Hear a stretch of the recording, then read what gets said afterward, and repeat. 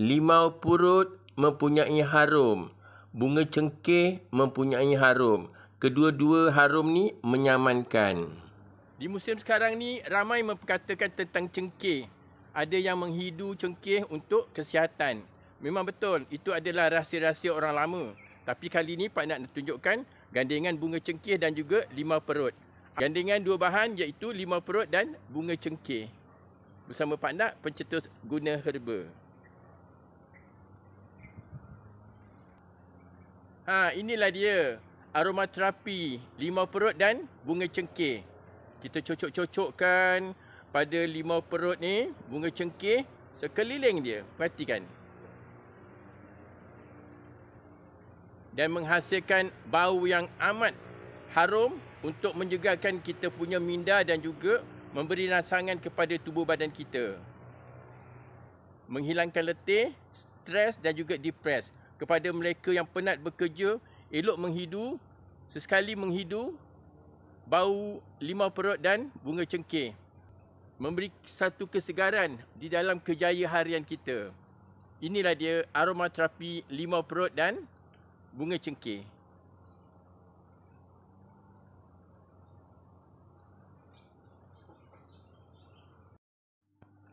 Video ini adalah kiriman daripada sahabat Pak Ndak, iaitu Encik Mustafa bin Kaut. Setiap hari beliau bekerja begitu lasak, begitu rajin dan kuat bekerja hingga peluh berjurai-jurai, hingga mendatangkan keletihan. Tetapi inilah dia penawar untuk menghilangkan tekanan stres, iaitu aromaterapi limau perut dan cengkeh. Setiap kali bila balik rumah ada masa lapang, beliau akan mencari buah limau purut dan bunga cengkeh. Dicocok-cocok dengan lidi pada limau purut yang kecil, kemudian dicocok-cocokkannya bunga cengkeh di sekeliling limau. Bila dicocok tu, haruman kedua-dua bahan ini akan terselah. Itulah dia terapi orang lama. Bunga cengkeh yang dicocok tu perlulah padat. Satu persatu dicocokkannya sehingga penuh, menjadikan seolah-olah seperti terbentuk bunga limau perut. Itulah dia atas kerajinan beliau yang selalu dihidu sebagai haruman. Inilah diistimewanya haruman limau perut dan bunga cengkeh.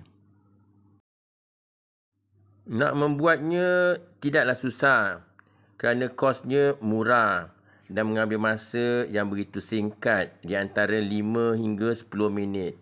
Dan selepas tu, bila dah siap, boleh diletakkan di ruang tamu, di dalam kereta, di dalam bilik kerana harumannya terselah. Ikut kepada kita punya kreatif dan juga di mana sudut yang kita inginkan. Inilah dia satunya haruman yang kita perlu hidu jika kita mempunyai ada masa lapang. Bagi sahabat Pak Ndak, kadang-kadang dia membuat 2 hingga 5 biji bunga limau purut dan bunga cengkeh ni. Harum di dalam bilik, harum di kawasan ruang tamu. Jadi penat, lelah yang Cik Mustafa bekerja terasa hilang dan juga dapat merasai satu suasana yang menyegarkan. Inilah dia hasilnya bila kita rajin membuat dengan kos yang murah. Kita dapat hasilnya. Tetapi perlu ingat, inilah dia cara orang-orang dahulu. Bagi anda di luar sana, kalau nak cuba, silakan. Baru dapat rasai suasana yang sebenar. Terutama pada generasi yang baru, yang segelintirnya tak mengenali haruman-haruman ini. Selamat mencuba. Dari sejarah, pokok limau perut atau dikenali sebagai kaffir lime adalah keluarga sitrus yang banyak digunakan di seluruh dunia kerana pokok ni mempunyai pelbagai khasiat daripada daun, batang dan juga akar. banyak digunakan kepada tubuh badan dan juga dalam masakan kerana mempunyai aromaterapi yang kuat daripada segi buah dan juga pada daunnya. Inilah dia antara buahan ataupun pokok herba yang digunakan sejak dari dahulu lagi. Walaupun bentuknya hodoh seperti kulit kodok ataupun kulit katak ataupun seperti kulit buaya, namun buah limau perut yang mempunyai juicy ataupun berair, mengeluarkan haruman apabila dicocok, menenangkan fikiran dan juga kulit buah limau perut untuk mencegah kelumomo di rambut dan juga untuk menguatkan rambut. Ini antara citrus yang paling banyak khasiat pada tubuh badan kita. Begitu juga jus buah limau perut mempunyai aromaterapi yang kuat, memberi kesegaran kepada minda dan menenangkan fikiran kita. Begitu juga dengan cengkeh. Cengkeh adalah rempah ratus, memang terkenal di Asia Tenggara, terutama sekali di negara jiran kita iaitu di Indonesia. Lebih dikenali dalam bahasa sains sebagai clove. Banyak manfaatnya di dalam masakan rempah ratus dan juga manfaat kepada tubuh badan kerana mempunyai aroma yang begitu tinggi seperti juga buah limau perut.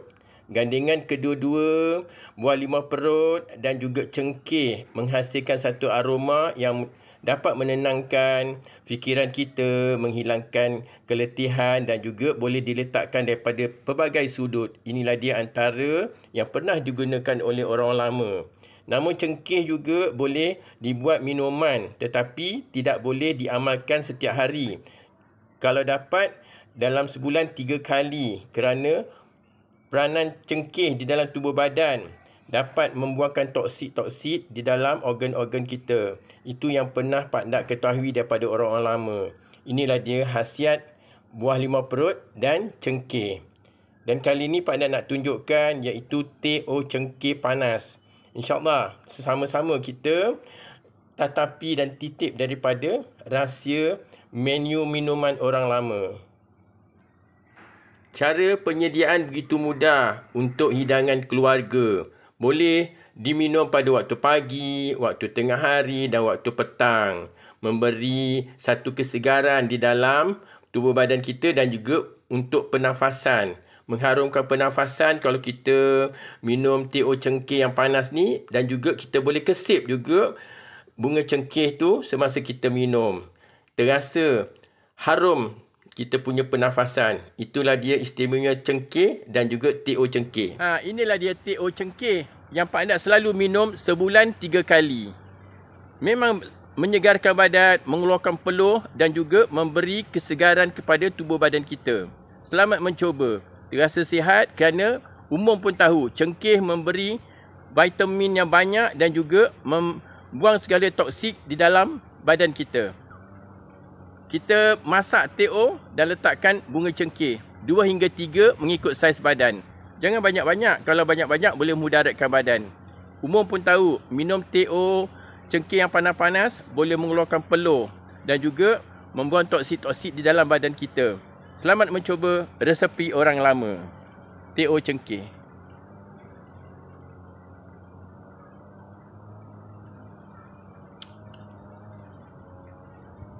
Herbs petik-petik-petik dari Pak Ndak, pencetus guna herba. Itulah dia rahsia bunga cengkeh dan limau perut. Gandengan dua bahan ini memberi kesegaran kepada badan kita dan juga memberi manfaat di dalam kesihatan kita. Selamat mencuba. Jangan lupa subscribe, like dan share. Akan banyak lagi penceritaan rahsia-rahsia herba dan juga rempah-rempah yang orang-orang dulu gunakan. Dari Pak Ndak, pencetus guna herba.